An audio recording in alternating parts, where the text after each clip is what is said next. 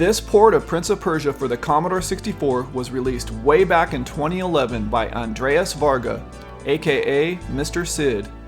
The project leaned heavily on the early development notes from Jordan Mechner and a disassembly of the Apple II version of the popular video game.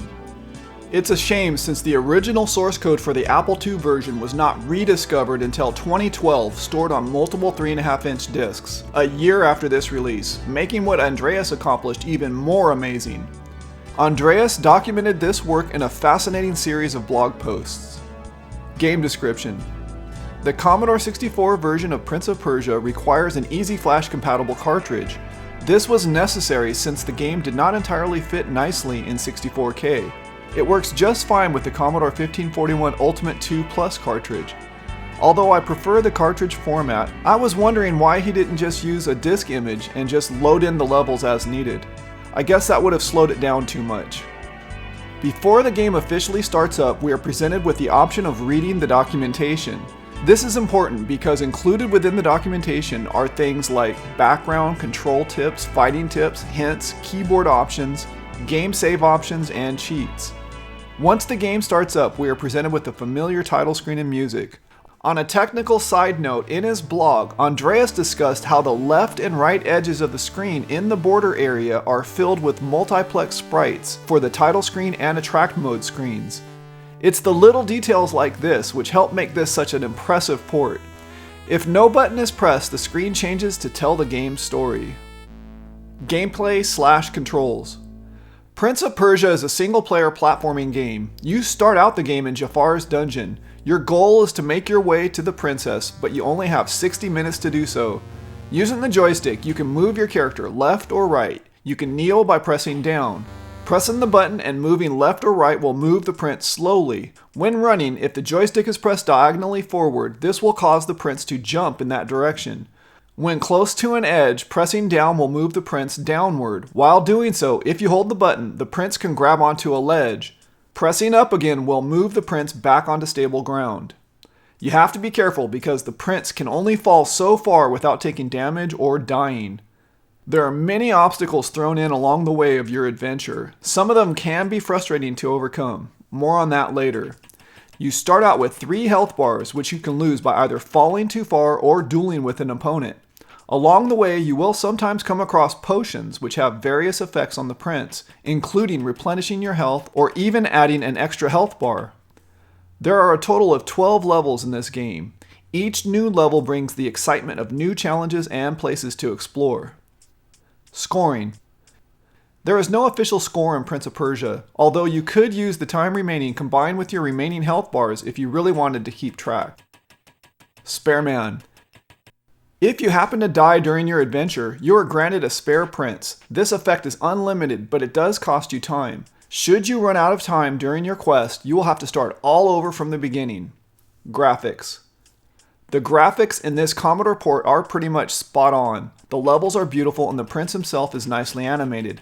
I appreciate the effort that was put into this game to make it true to the original. The dungeons are multicolored and change as you progress through the game. There are graphical intermissions placed in between many of the levels and when you destroy certain enemies.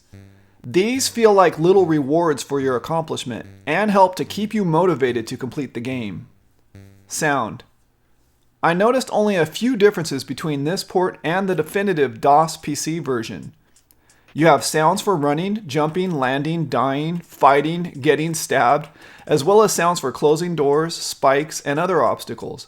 There are also plenty of musical effects for various things such as completing a level, winning a battle, etc. And all are true to the original classic. Speaking of the music, I came across this interesting tidbit. The Game Boy version of Prince of Persia was the first game to feature music by Tommy Tallarico. Strategy.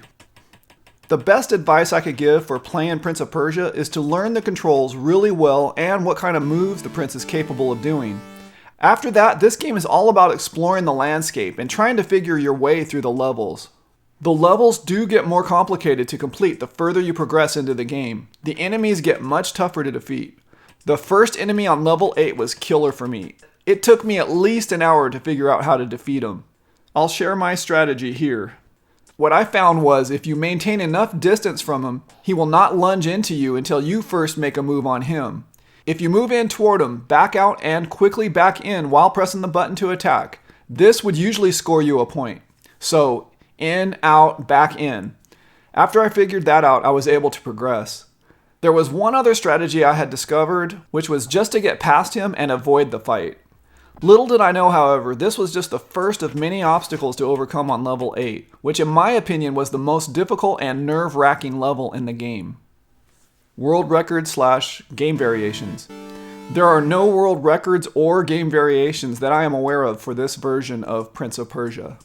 Easter eggs. I'm not sure you can call these Easter eggs, but there are a few hidden areas within the game where you can find potions. Also, in this version of the port, there are a few key cheats which I used in my gameplay video. Pressing Ctrl V will replenish your health and take you to 8 bars. Pressing Ctrl N will advance you to the next level. After level 3, pressing Ctrl G will save your progress up to the beginning of a particular level. Pressing Ctrl L will load your current save, and pressing Ctrl R will reset the game back to the menu.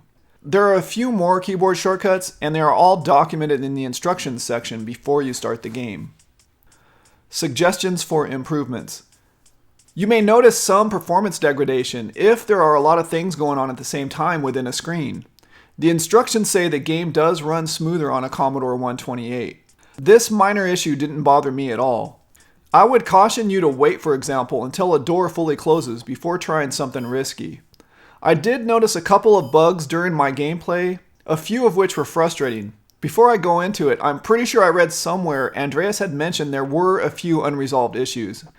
The first couple are minor. In this one, I show how you can accidentally fall down one side, and when you stand up, you are on the other side of the curtain / carpet. The second one I noticed on level 8, but it happens on the other levels as well. When you fight your opponent off the screen, a sword appears on the wrong side of the screen briefly. Not a huge deal.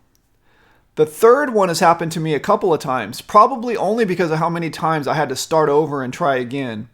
But here are a few examples of when playing, the prince unexpectedly falls through the floor and dies.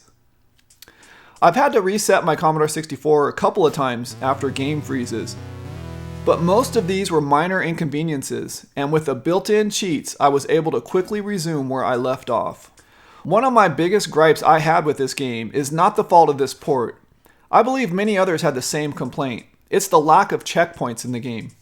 There are a few in the game, not exactly sure how many, but for me, not enough. Without the cheats, I'm not sure I would have had the patience and discipline to complete this game. Packaging / ports.